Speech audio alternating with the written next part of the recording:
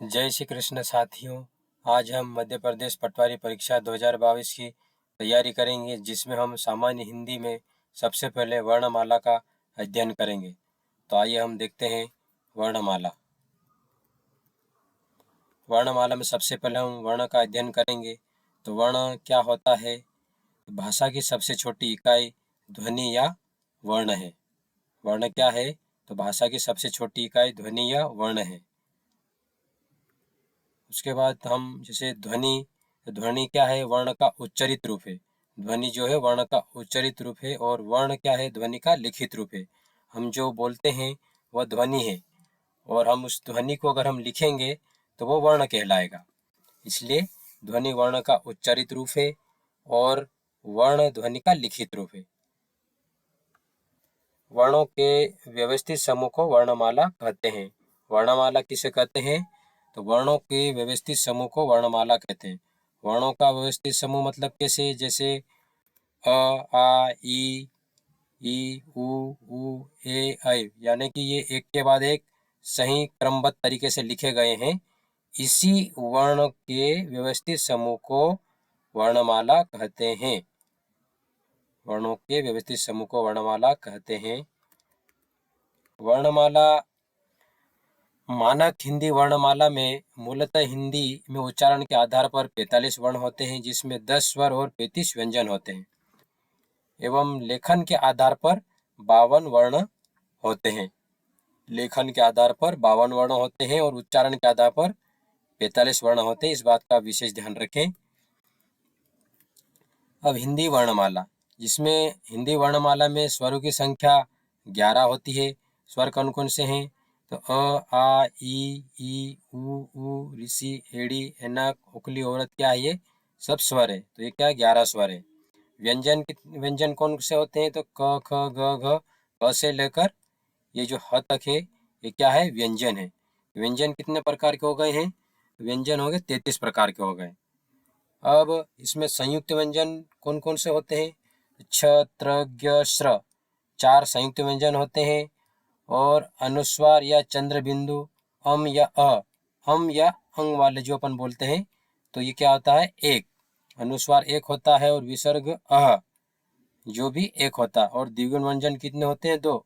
ढ और ढ द्विगुण व्यंजन 2 होते हैं। तो इन टोटल वर्णों को हम अगर मिला देते हैं तो टोटल हिंदी वर्णमाला में कुल 52 वर्ण होते हैं। तो 52 वर्ण में 11 स्वर हो गए हैं, 33 आपके व्यंजन हो गए हैं, और 4 संयुक्त व्यंजन हो गए, एक अनुस्वार या चंद्र बिंदु हो गया है, और एक विसर्ग हो गया है, और 2 द्विगुण व्यंजन हो गए।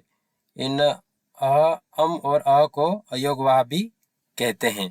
ध्यान रखिए आप, ये अम और अह को अयोगवाह भी कहते हैं। स्वर देख ही लिया आपने, अ, आ, ई 11 स्वर होते हैं। अब व्यंजन को 5 वर्ग में लिखा गया है, जिसमें क वर्ग में क, ख, ग, घ, ञ, और च वर्ग में च, छ, ज, झ, ञ, और ट वर्ग में ट, ठ, ड, ढ, ण, त वर्ग में त, थ, द, ध, न, और प वर्ग में प, फ, ब, भ, म, और फिर बाद में अंतस्थ व्यंजन हो जाते हैं, य, र, ल, व, और उष्म या संघर्ष व्यंजन श, श, ह। अब हम वर्ण के प्रकार देखते हैं। वर्ण कितने प्रकार के होते हैं? तो आप सभी जानते हैं, वर्ण 2 प्रकार के होते हैं। एक तो स्वर वर्ण और व्यंजन वर्ण। स्वर वर्ण किसे कहते हैं? तो स्वतंत्र रूप से बोले जाने वाले वर्ण को स्वर वर्ण कहते हैं। वर्ण किसे कहते हैं? तो स्वतंत्र रूप से बोले जाने वाले वर्ण स्वर कहलाते हैं। और व्यंजन किसे कहते हैं? तो स्वर की सहायता से बोले जाने वाले वर्ण व्यंजन कहलाते हैं। जिन वर्णों को स्वर की सहायता से हम बोलते हैं उन्हें व्यंजन कहते हैं। जैसे क व्यंजन है, तो क क के साथ में अ भी लगा, अ स्वर है, तो क प्लस अ मिलकर क बना है। तो स्वर की सहायता से बोले जाने वाले वर्ण व्यंजन कहलाते हैं। अब स्वर वर्ण कितने प्रकार के होते हैं? एक तो होता है ह्रस्व स्वर, दूसरा होता है दीर्घ स्वर, और तीसरा होता है प्लुत स्वर। और व्यंजन कितने प्रकार का, तो वो भी देखते हम, स्पर्श व्यंजन, अंतस्थ व्यंजन और उसमें संघर्षी व्यंजन। ये हमने वर्ण के प्रकार देख लिए। वर्ण मुख्य रूप से दो प्रकार के होते हैं, स्वर और व्यंजन। अब हम मात्रा उच्चारण काल के आधार पर कितने होते हैं वो हम देखेंगे। तो मात्रा उच्चारण के आधार पर ह्रस्व स्वर एकमात्रिक स्वर भी कहते हैं जिन्हें हम, तो जिनके उच्चारण में कम समय लगता है उन्हें हम ह्रस्व स्वर कहते हैं। जैसे अ, ई, ओ। अब इनका वर्ण का हम उच्चारण कर रहे हैं तो इनमें हमें कम समय लग रहा है, इसलिए हम इन्हें ह्रस्व स्वर कहते हैं। अगला हम देखते हैं दीर्घ स्वर या द्विमात्रिक स्वर। इनके उच्चारण में ह्रस्व स्वर से अधिक समय लगता है, तो उन्हें हम क्या कहेंगे, दीर्घ स्वर या द्विमात्रिक स्वर। जैसे आ, ई, उ, ए, ऐ, ओ, औ। आप उच्चारण करके आप स्वयं भी देख सकते हो। आप दोनों का उच्चारण करोगे तो आपको मालूम पड़ जाएगा कि इसमें अधिक समय लग रहा है। अब हम अगला प्रकार देखते हैं प्लुत स्वर, जिनके उच्चारण में दीर्घ स्वर से अधिक समय लगता है। जिनके उच्चारण में दीर्घ स्वर से अधिक समय लगता है,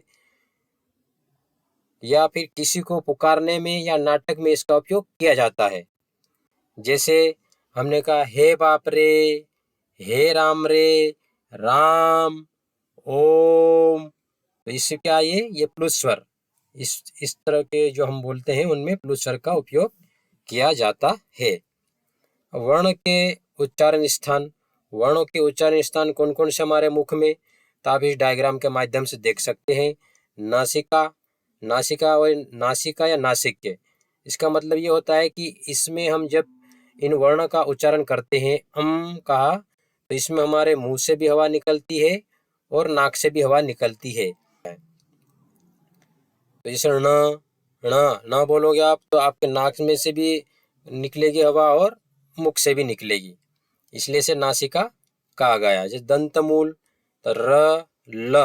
दंतमूल मतलब आपकी जो हवा जीभ है वो दंत को स्पर्श करेगी, दांत को, इसलिए दंतमूल कहा गया। इस टाइप से सभी जितने भी लिखे गए हैं आप इनको समझ सकते हैं।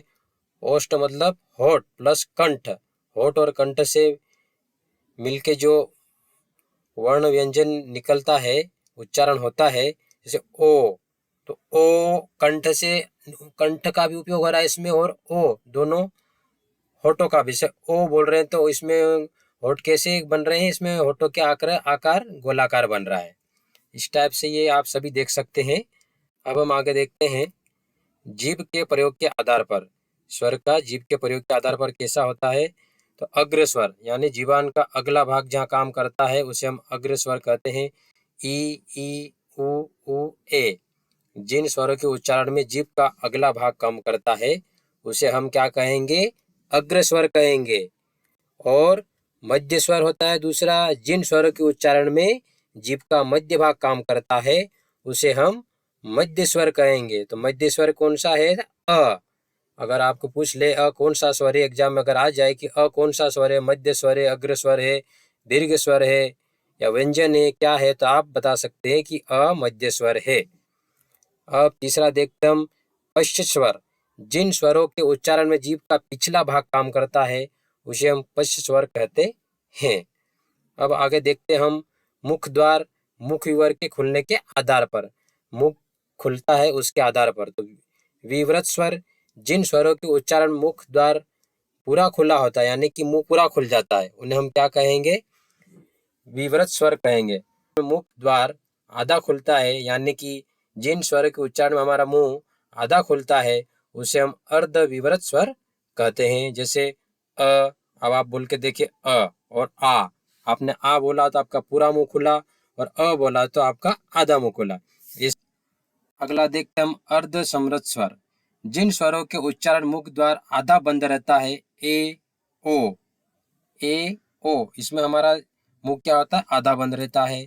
अब समृत स्वर, जिन स्वरों के उच्चारण में मुख द्वार लगभग बंद रहता है, पूरा तो नहीं बंद रहता लेकिन लगभग बंद रहता है। जैसे ई, जैसे ई, उ, जैसे उ बोल के देखिए आप, इसमें लगभग बंद है, पूरा नहीं लेकिन लगभग बंद है, थोड़ा सा हल्का सा खुला है।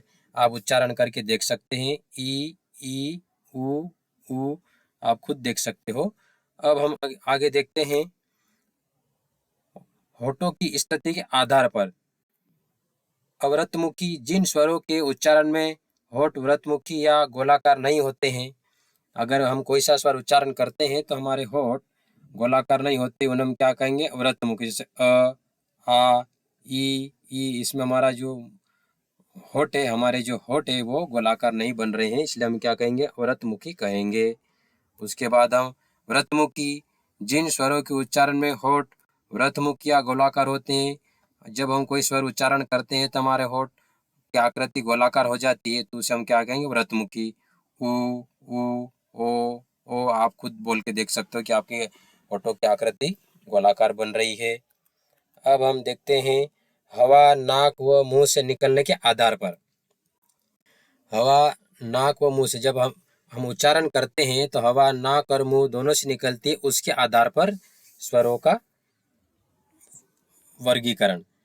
तो इसमें हम देखते हैं निरुनासिक या मौखिक स्वर जिन स्वरों के उच्चारण में हवा केवल मुंह से निकलती है उन्हें हम मौखिक स्वर या निरुनासिक कहते हैं। जैसे अ, आ, ई, ये केवल हवा मुख से निकल रही है, इसमें नाक से नहीं निकल रही है। आ, चाहे तो आप इसको प्रैक्टिकल के तौर पर आप नाक बंद करके भी उच्चारण कर सकते हैं। आप नाक बंद करके मुंह से बोलिए ई, ये आप स्पष्ट रूप से बोल रहे हैं। इसका मतलब ये हुआ कि निरनासिक मौखिक स्वर है जिन स्वरों के उच्चारण में हवा केवल मुख से निकल रही है, इसमें नाक से नहीं निकल रही है। अब अगला हम देखते हैं अनुनासिक स्वर जिन स्वरों के उच्चारण में हवा मुंह के साथ साथ नाक से भी निकलती है। इन स्वरों की पहचान है शब्दों के ऊपर चंद्र बिंदु लगा रहता है। आइए हम देखते हैं इनके उदाहरण। जैसे गांव, मुंह, धुंधले। गांव, आप जैसे मुंह बोल के देखिए और नाक बंद कर लीजिए, मुंह। आप इसका स्पष्ट उच्चारण नहीं कर पाओगे, जैसे हमने नाक बंद करी, हम जो उच्चारण है वो शुद्ध रूप से नहीं हो रहा है। और नाक बंद कर लेंगे तो मुंह, ये इस तरह से मुंह और मुंह। धुंधले, दुधले। कुआ, कुआ, ये इस तरह से आप देख सकते हैं प्रैक्टिकल करके भी। तो ये हवा नाक मुंह से के आधार पर था स्वरों का वर्गीकरण। अब आगे हम देखते हैं प्राणत्व के आधार पर। प्राण का अर्थ है यहाँ पर हवा। सभी स्वर अल्प प्राण होते हैं, यानी उनके उच्चारण मुख से कम हवा निकलती है। प्राण का अर्थ होता है हवा। सभी स्वर क्या होते हैं अल्प प्राण होते हैं, यानी उनके उच्चारण में मुख से कम हवा निकलती है। मतलब कि हम जब कोई भी स्वर बोलते हैं तो हमको ज़्यादा जोर से नहीं बोलना पड़ता। जैसे आ, ई, ये हमें हमारे मुंह से कम हवा निकल रही है। तो ये प्राणत्व के आधार पर तो सभी स्वर अल्प प्राण होते हैं। अगर आपसे पूछ ले कि ये स्वर महाप्राण होते हैं या अल्प प्राण होते हैं, तो आप भी स्पष्ट कह दीजिए कि ये स्वर क्या होते हैं अल्प प्राण होते हैं। अब हम व्यंजन के बारे में पढ़ेंगे। स्वर का दूसरा रूप व्यंजन। तो स्वर की सहायता से बोले जाने वाले वर्णों को क्या कहते हैं व्यंजन कहते हैं। व्यंजन क्या, जो स्वर की सहायता से बोले जाने वाले वर्ण होते हैं उन्हें हम क्या कहते हैं व्यंजन कहते हैं। प्रत्येक व्यंजन के उच्चारण में अस्वर मिला होता है। प्रत्येक व्यंजन के उच्चारण में अस्वर मिला होता है। अ के बिना व्यंजन का उच्चारण संभव नहीं है। परंपरागत रूप से व्यंजनों की संख्या 33 होती है और परंपरागत रूप से स्वरों की संख्या 11 होती है। आप इसे ध्यान रखेंगे।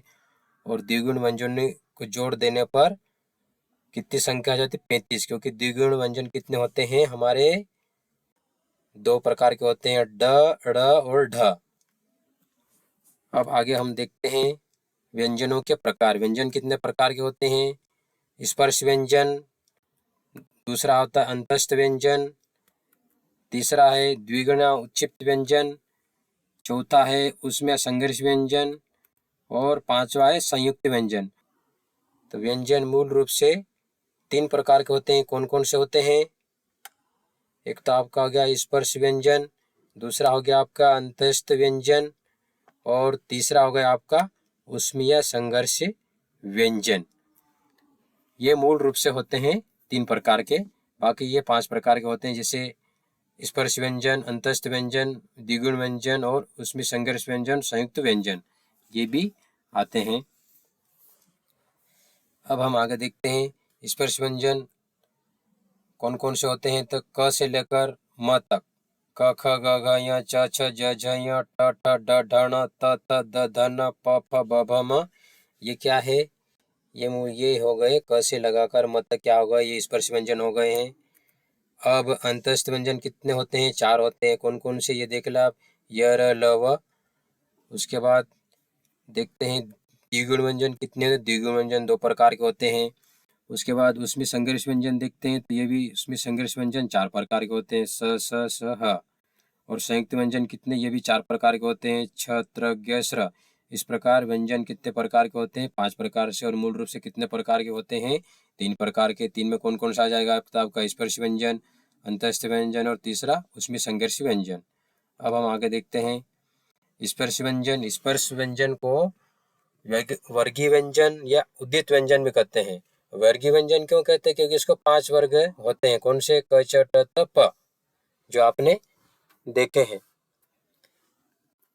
स्पर्श व्यंजन, तो स्पर्श व्यंजन किसे कहते हैं? जिन व्यंजनों के उच्चारण करते समय हवा फेफड़ों से निकलते हुए मुंह के किसी विशेष स्थान, कंठ, तालु, मुर्दा, दंत, होठ का स्पर्श करते हुए निकले उसे हम क्या कहेंगे? स्पर्श व्यंजन कहेंगे। जिन व्यंजनों का उच्चारण करते समय हवा फेफड़ों से निकलते हुए मुंह के किसी विशेष स्थान, कंठ, तालु, मुर्दा, दंत, होठ का स्पर्श करते हुए निकले, उन्हें हम क्या कहेंगे? स्पर्श व्यंजन कहेंगे। उच्चारण के स्थान के आधार पर स्पर्श व्यंजन के वर्ग हैं, जो मैंने आपको बताए थे। 5 वर्ग है। क वर्ग कंठ कहते हैं, च वर्ग को तालव्य कहते हैं, ट वर्ग को मूर्धन्य कहते हैं, और त वर्ग को दंत कहते हैं, प वर्ग को ओष्ठ्य कहते हैं। तो ये आप ध्यान रखेंगे। क वर्ग कंठ, च वर्ग तालव्य, ट वर्ग मूर्धन, त वर्ग दंत, प वर्ग ओष्ठ्य। ये एग्जाम में ये भी पूछ सकता है कि क वर्ग को क्या कहते हैं? तो सिंपल है, आप कंठ बोल दोगे। लेकिन ट वर्ग अगर थोड़ा सा कंफ्यूज जैसा है, तो ट वर्ग को क्या कहेंगे? आप क्या लो, अगर आता है तो मूर्धन्य। कंठ, हमारे गले में पहले कंठ आया, उसके बाद तालो आ गए, उसके बाद मूर्धन्य, मतलब ये मुंह के अंदर का ऊपरी भाग का अगला और पिछला हिस्सा। उसके बाद त वर्ग दंत, उसके दांत आया, दांत के बाद फिर होठ आए, आपको स्पष्ट है। उसके बाद घोष के आधार पर, घोषत्व के आधार पर, घोष का अर्थ है स्वर तंत्र में श्वास का कंपन। घोष का अर्थ है स्वर तंत्रों में श्वास का कंपन। तो सघोष या घोष, जिन ध्वनियों के उच्चारण में स्वर तंत्र में कंपन होता है, उन्हें हम क्या कहेंगे? सघोष कहते हैं। हर वर्ग का तीसरा, चौथा, पांचवा व्यंजन सघोष होता है। हर वर्ग का तीसरा, चौथा, पांचवा व्यंजन सघोष और घोष होता है। जो मैंने आपको बताया था ना कि क वर्ग, च वर्ग, ट वर्ग, त वर्ग, प वर्ग, इनके जो व्यंजन है तीसरे, चौथे, पांचवे। जैसे क वर्ग में क, ख, ग, घ, य। तो क वर्ग में अगर हम देखते हैं तो इसका तीसरा कौन सा है? ग। चौथा कौन सा है? घ। और य। तीसरा ग, घ, य, ये क्या है? सघोष है। इसमें क्या है? कंपन हो रहा है। आप बोल के देखें, घ, इसमें कंपन हो रहा है, वाइब्रेट हो रहा है। और घ और ञ, इसमें क्या? कंपन हो रहा है। इसलिए इन्हें क्या कहा गया? सघोष व्यंजन कहा गया है। जिन ध्वनि के उच्चारण में स्वर तंत्र में कंपन होता है, उन्हें हम क्या कहेंगे? सघोष कहते हैं। तो जो हमारी व्यंजन है, आप उन्हें उच्चारण करोगे तो आपको मालूम पड़ जाएगा। जैसे ये ग, घ, य, फिर उसका चौथा में क्या है? ज, झ, य, ड, ढ, ण। अब स्पष्ट है कि उच्चारण में कंपन हो रहा है। तो ये क्या है? जिन ध्वनियों के उच्चारण में कंपन होता है, उन्हें हम क्या कहेंगे? सघोष या घोष कहेंगे। अब अगला देखते हैं हम अघोष। जिन ध्वनियों के उच्चारण में स्वर तंत्र में कंपन नहीं होता है, उन्हें क्या कहेंगे हम? अघोष। अघोष शब्द से ही स्पष्ट है कि कंपन नहीं होता है। तो जिन ध्वनियों के उच्चारण में कंपन नहीं होता है, उन्हें हम अघोष कहते हैं। हर वर्ग का पहला, दूसरा व्यंजन अघोष होता है। जैसे पहले वर्ग में क वर्ग का क और ख, दूसरे वर्ग का च और छ, तीसरे में आ जाएगा ट और ठ, और त वर्ग का त और थ, और प वर्ग का प और फ। अब इन स्पष्ट है कि इनमें किसी प्रकार का कंपन नहीं हुआ है। इस प्रकार हमने घोषित के आधार पर देख लिया हमने। अब हम आगे देखते हैं प्राणत्व के आधार पर। प्राण का अर्थ है हवा। प्राण का अर्थ है हवा। तो प्राण दो प्रकार के होते हैं, अल्प प्राण और महाप्राण। अल्प प्राण और महाप्राण। अल्प प्राण किन्हें कहेंगे? जिन व्यंजनों के उच्चारण में मुख से कम हवा निकले उन्हें हम क्या कहेंगे? अल्प प्राण व्यंजन कहते हैं। जिन व्यंजनों के उच्चारण से मुख से कम हवा निकले उन्हें हम अल्प प्राण व्यंजन कहते हैं। हर वर्ग का पहला, तीसरा और पांचवा व्यंजन अल्प प्राण होता है। और हमने स्वर में पढ़ा था कि सभी स्वर क्या होते हैं? अल्प प्राण होते हैं। अल्प प्राण इसलिए होते हैं क्योंकि उनके उच्चारण में हमें कम हवा, हमारे मुख से कम हवा निकलती है, हमें कम जोर लगाना पड़ता है, इसलिए इन्हें हम क्या? अल्प प्राण कहते हैं। तो इसमें जो व्यंजन के वर्ग है पहला, तीसरा और पांचवा। पहला वर्ग क, ग, फिर बाद में जैसे तीसरे का आ गया ड, ये इस तरह से क्या है? ये अल्प प्राण है। आप देख सकते हैं ये अल्प प्राण कौन कौन से, पूछ सकता है इनमें से कि कौन सा व्यंजन अल्प प्राण है या महाप्राण है। तो आप देख लीजिए कि वर्ग के पहले, तीसरे और पांचवें व्यंजन क्या होते हैं? अल्प प्राण होते हैं। जो हम आगे टेबल देखेंगे उस टेबल में मैंने पूरा डिटेल बता रखा है। अब हम महाप्राण। महाप्राण का मतलब है, ये प्राण मतलब हवा और महा मतलब अधिक। तो अधिक हवा, जिन व्यंजनों के उच्चारण में मुख से अधिक हवा निकले उन्हें हम क्या कहेंगे? अल्प प्राण व्यंजन कहेंगे। जिन व्यंजनों के उच्चारण में हकार, ह की ध्वनि विशेष रूप से सुनाई दे हमें, उन्हें हम क्या कहेंगे? महाप्राण कहेंगे, महाप्राण व्यंजन कहेंगे। ये होते हैं हर वर्ग के दूसरे और चौथे व्यंजन महाप्राण होते हैं। डबल बार होता है क्या, उसका आप इग्नोर कर दें। और इस महाप्राण के जो हम देखते हैं कौन कौन से उच्चारण करके देखें हम, ख, घ, छ, झ। अब आप खुद देख लीजिए इसमें कितनी अधिक जोर लगाना पड़ रहा हमको बोलने में, झ, फिर छ। अब इसमें कितनी अधिक हवा निकल रही, जोर भी लगाना पड़ रहा है। तो आपको स्पष्ट है, आप खुद इसको उच्चारण करके देख सकते हैं कि इसमें कितनी हवा लग रही है, इसलिए इन्हें महाप्राण कहा गया है। तो प्राण दो प्रकार के होते हैं, अल्प प्राण और महाप्राण व्यंजन। अब हम आगे देखते हैं, जो मैंने आपको टेबल की बात करी थी, जो वर्ग कौन से हो गए आपके? ये पहला वर्ग में आपका ये पहला वर्ग हो गया आपका, ये दूसरा वर्ग हो गया आपका, ये तीसरा वर्ग हो गया आपका, ये चौथा वर्ग हो गया आपके, पांचवा वर्ग हो गया आपका। अब इस पहले वर्ग में क्या है? कंठ। ये जो पहला वर्ग में क्या है हमारा, इसमें हम देखते हैं हमारा कंठ। तो कंठ उच्चारण स्थान कौन सा है? हमारा कंठ। तो इसमें क्या है? क, ख, ग, घ और ञ, ये क्या है? कंठ से निकलने वाले व्यंजन हैं। तो क क्या है? आप क का देखिए, क अघोष है, इसमें किसी प्रकार का कंपन नहीं हो रहा है, इसलिए अघोष कहा गया है। और अल्प प्राण इसलिए कहा गया है क्योंकि इसमें हवा भी कम लग रही है, उच्चारण में कम हवा निकल रही है। और ख को अघोष इसलिए कहा गया है क्योंकि इसमें भी कम हवा निकल रही है। नहीं, इसमें तो हवा महाप्राण है क्योंकि हवा ज़्यादा इसमें हवा ज़्यादा निकल रही है लेकिन कंपन नहीं हो रहा है, इसलिए अघोष कहा गया है। और ग सघोष है और अल्प प्राण है। सघोष मतलब इसमें कंपन होगा और हवा कम निकले, ग। इसमें हवा कम निकली लेकिन कंपन जरूर हुआ, ग। और घ आप बोल के देखिए, घ इसमें हवा भी ज़्यादा निकल रही है और कंपन भी हो रहा है। और ञ इसमें क्या है? कंपन भी हो रहा है लेकिन हवा कम निकल रही है। और एक ये नासिक की भी है, जैसे नाक से कौन कौन से व्यंजन निकल रहे हैं, कौन से जो वो है, तो आप देख सकते हैं यहाँ पर ये जो पांचवा वर्ग है इसमें सभी पांच वर्ग जितने भी य, न, म, सभी क्या है? नाक से भी निकलते, मुंह और नाक दोनों से निकलने वाले नासिक व्यंजन भी कहते हैं इन्हें हम।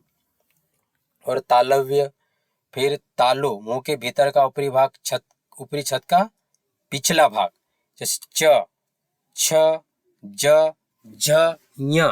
तो च अघोष इसलिए है क्योंकि इसमें कंपन नहीं हुआ है। आप ध्यान रखिए, अघोष का मतलब होता है जिन ध्वनियों का उच्चारण करने में कंपन नहीं होता है उन्हें हम अघोष कहते हैं। और घोष का मतलब होता है जिन ध्वनियों के उच्चारण में कंपन होता है उन्हें हम कहते हैं घोष या सघोष। और अल्प प्राण का मतलब होता है जिन ध्वनियों के उच्चारण में मुंह से कम हवा निकलती है उन्हें हम अल्प प्राण कहते हैं। और महाप्राण जिन ध्वनियों के उच्चारण में हमारे मुख से अधिक हवा निकलती है उसे हम महाप्राण कहते हैं। जैसे ठ ठ, तो इसमें अधिक हवा निकली है, इसे हम इसे क्या कहेंगे? महाप्राण। इस तरह से आप इस पूरे टेबल का आप आराम से अध्ययन कर लीजिए। तो इसमें ड है, तीसरे वर्ग का ड है, वो ड भी क्या है? सगोश है और अल्प प्राण है। सगोश फिर ढक्कन वाला है, वो भी सगोश है और महाप्राण है। फिर ण है, तो वो भी सगोश है, अल्प प्राण है और नासिक की व्यंजन है। उसके बाद हम दंत की बात करते हैं, तो उच्चारण स्थान क्या है इसका? दांत, यानी कि ये दांत की सहायता से इनका उच्चारण होगा है। त, तो हमारी जीबान कहाँ है? त, दांतों से टच हो रही है त, लेकिन ये भी क्या? कंपन नहीं हो रहा है, इसका मतलब ये कि अघोष व्यंजन है और हवा कम निकल रही है, इसका मतलब अल्प प्राण है। थ, ये भी इसमें कंपन नहीं हो रहा है लेकिन इसमें हवा ज्यादा निकल रही है, इसलिए महाप्राण है। द, इसमें कंपन हो रहा है लेकिन हवा कम निकल रही है, इसलिए सघोष है और अल्प प्राण भी है। उसके बाद ध, इसमें कंपन हो रहा है और हवा भी ज्यादा निकल रही है, इसलिए ये सघोष है और महाप्राण है। न, ये सघोष है, अल्प प्राण है, नासिक के है। न, नाक से भी हवा निकल रही है। उसके बाद हम ओष्ठ वर्ग को देखते हैं, ये इसका उच्चारण स्थान है होठ। अब इसमें देखते हैं प, तो प तो क्या आप देख रहे हैं, आप हवा भी कम निकल रही है और कंपन भी कम हो रहा है, इसलिए ये क्या है? अघोष है और अल्प प्राण है। फ, इसमें भी हवा, इसमें हवा ज्यादा निकल रही है और कंपन नहीं हो रहा है, इसलिए अघोष है और महाप्राण है। ब, इसमें कंपन हो रहा है और हवा कम निकल रही है, इसलिए सघोष है और अल्प प्राण है। और भ, इसमें कंपन हो रहा है और हवा भी ज्यादा निकल रही है, भ, भारत, भुवन, भयंकर, तो ये क्या? कंपन भी हो रहा है और हवा भी ज्यादा निकल रही है, इसलिए सघोष और महाप्राण व्यंजन है ये। और म, सघोष भी है, अल्प प्राण है और नासिक की है। नासिक इसलिए क्योंकि नाक से भी हवा निकल रही है। इस तरह से हमने व्यंजन समूह वर्ग का हमने अध्ययन कर लिया। अघोष, अल्प प्राण, नासिक, ये सबने देख लिए। अब हम आगे देखते हैं, अब हम अंतस्थ व्यंजन को देखते हैं। अंतस्थ व्यंजन किसे कहते हैं? तो जिन वर्णों का उच्चारण वर्णमाला के बीच अर्थात स्वरों व व्यंजनों के बीच स्थित हो उन्हें हम क्या कहते हैं? अंतस्थ व्यंजन कहते हैं।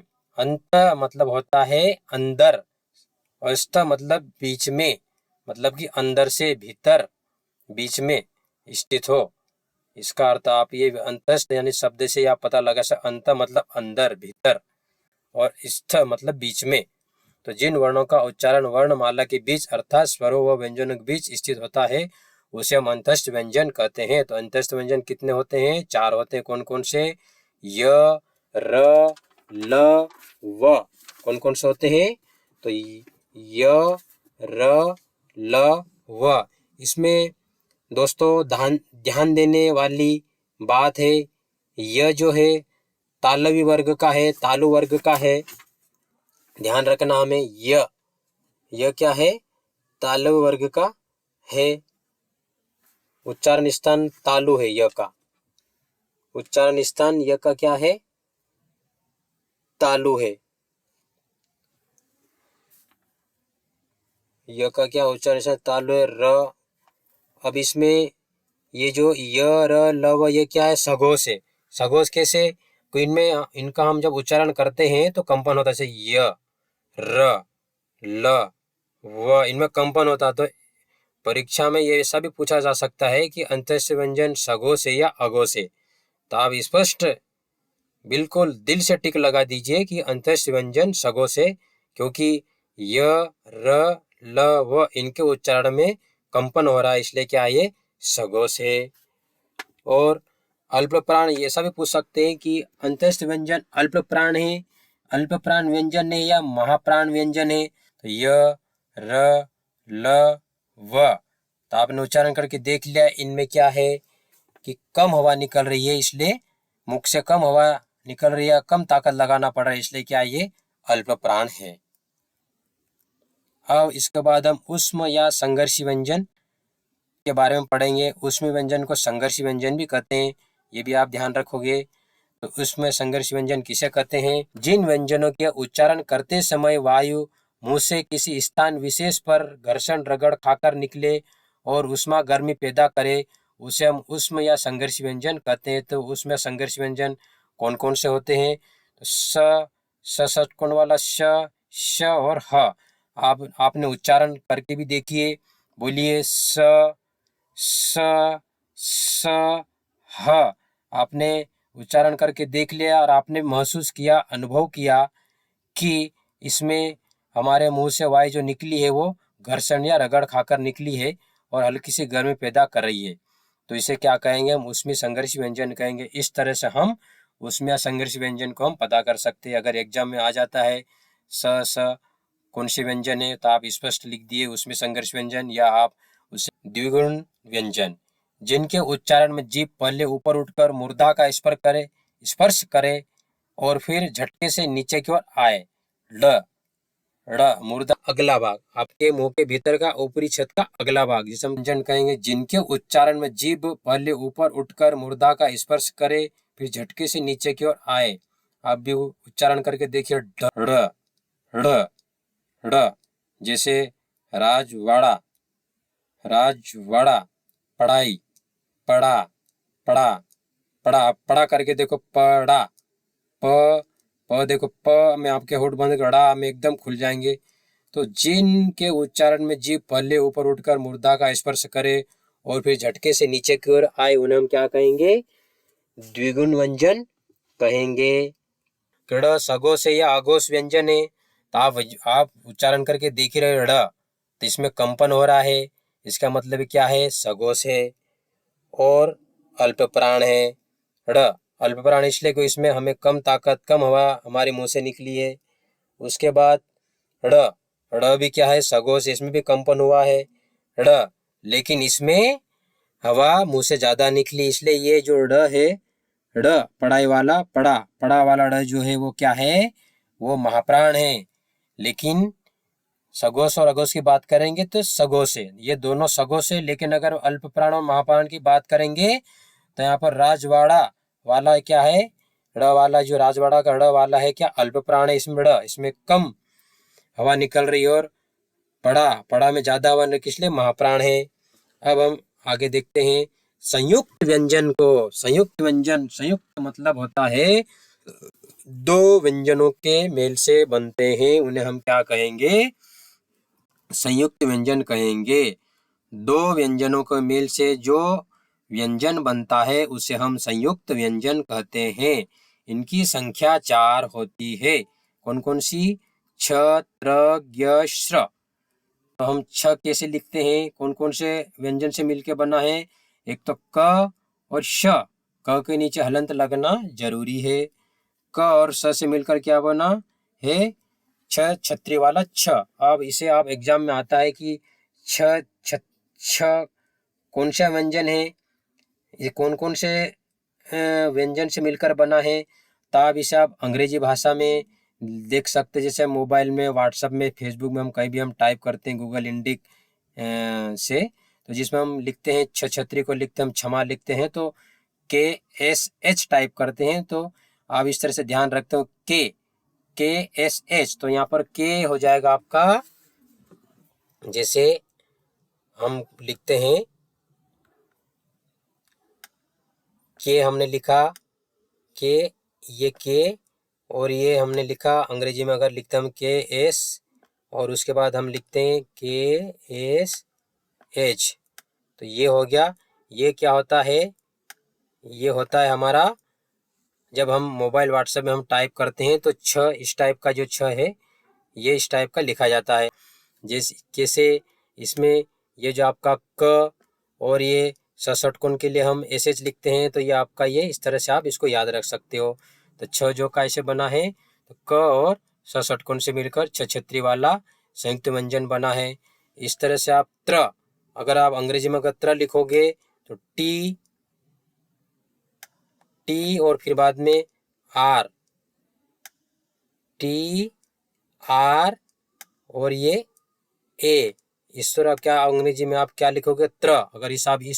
अगर आप इस त्र को आप अंग्रेजी में लिखोगे तो आप इसे इस तरह से लिखोगे। तो याद रखने के लिए, त्र कौन कौन से संयुक्त व्यंजनों से मिलकर बना है, तो आप स्पष्ट अंग्रेजी का ध्यान कर लें और उसमें देखें कि हमने अंग्रेजी में इस तरह से लिखा जाता, तो इसमें पहला जो त है उस पहले से हम त से क्या लिया है, हम ये वाला त वाला लिया है। उसके बाद र के लिए हमारा ये आ गया, तो इसमें याद आ जाएगा हमें त्र जो बना कैसे, त और र से मिलकर बना है। इस तरह से हम संयुक्त व्यंजन को याद कर सकते हैं और एग्जाम में आसानी से प्रश्न का उत्तर दे सकते हैं। अब हम आगे देखते हैं, माला का हम रिवीजन कर लेते हैं। तो वर्णमाला किसे कहते हैं, तो वर्णमाला किसे कहते हैं, तो वर्णों के व्यवस्थित समूह को वर्णमाला कहते हैं। वर्णमाला में कितने वर्ण होते हैं, तो 52 वर्ण होते हैं। स्वर कितने होते हैं, तो 11 स्वर होते हैं। व्यंजन कितने होते हैं, तो 33 व्यंजन होते हैं। और स्वर कितने प्रकार के होते हैं मुख्य रूप से, तो 3 प्रकार के होते हैं। कौन कौन से हो गए हमारे, एक तो ह्रस्व स्वर हो गया, दूसरा दीर्घ स्वर हो गया, तीसरा प्लुत स्वर हो गया है। ह्रस्व स्वर में भी जैसे अ ई उ, ये आ ई उ आप देख सकते हो।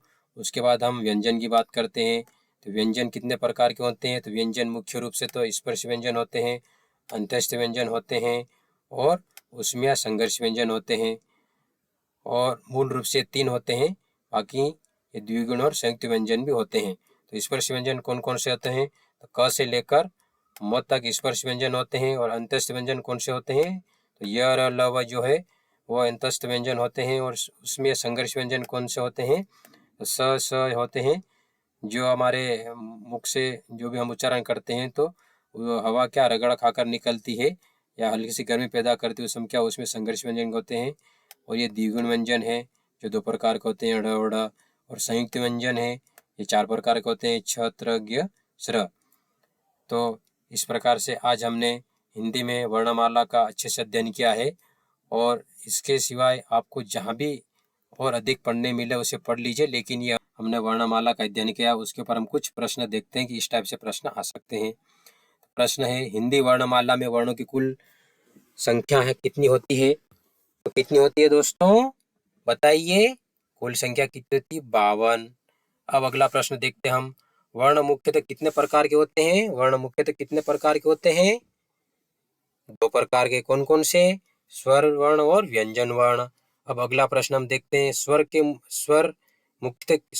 मुख्यतः कितने भेद होते हैं, स्वर के मुख्यतः कितने भेद होते हैं दोस्तों, बताइए। बताइए दोस्तों, स्वर के मुख्य कितने भेद होते हैं, तो 3 होते हैं। कौन कौन से होते हैं, ह्रस्व स्वर, दीर्घ स्वर और प्लुत स्वर। तो ये देखिए हिंदी में स्वरों की संख्या 3 है, ह्रस्व स्वर, दीर्घ स्वर, प्लुत स्वर। अब व्यंजन के मुख्यतः कितने भेद होते हैं दोस्तों, बताइए। तो व्यंजन के मुख्यतः 3 भेद होते हैं। कौन कौन से होते हैं, बताइए। स्पर्श व्यंजन, बताइए कौन कौन से होते हैं, स्पर्श व्यंजन, अंतस्थ व्यंजन और ऊष्मीय संघर्ष व्यंजन। तो ये 3 प्रकार के होते हैं। तो दोस्तों ध्यान रखना, यहाँ पर स्पर्श व्यंजन को दोस्तों ध्यान रखेंगे आप, स्पर्श व्यंजन को वर्गीय व्यंजन भी कहते हैं और उदित व्यंजन भी कहते हैं। वर्गीय व्यंजन इसलिए कहते हैं क्योंकि आपको मालूम 5 वर्गों में उनको विभाजित कर रखा है, क उनको 5 वर्गों में विभाजित कर रखा है, क च ट त प, इसलिए इन्हें वर्गीय व्यंजन भी कहते हैं। और दूसरा अंतस्थ व्यंजन और ऊष्मीय व्यंजन को हम संघर्षी व्यंजन भी कहते हैं। तो आप ध्यान रखेंगे। अब अगला देखिए, हिंदी वर्णमाला में स्वरों की संख्या कितनी है, दोस्तों बताइए। हिंदी वर्णमाला में स्वरों की संख्या कितनी होती है, तो 11 और मात्राओं की संख्या 10 होती है। तो आप भी देखें और अपने दोस्तों के बीच में भी शेयर करें ताकि उन्हें लाभ मिल सके और उनका भी सिलेक्शन हो जाए। इन्हीं शुभकामनाओं के साथ आपको जय श्री कृष्ण, धन्यवाद।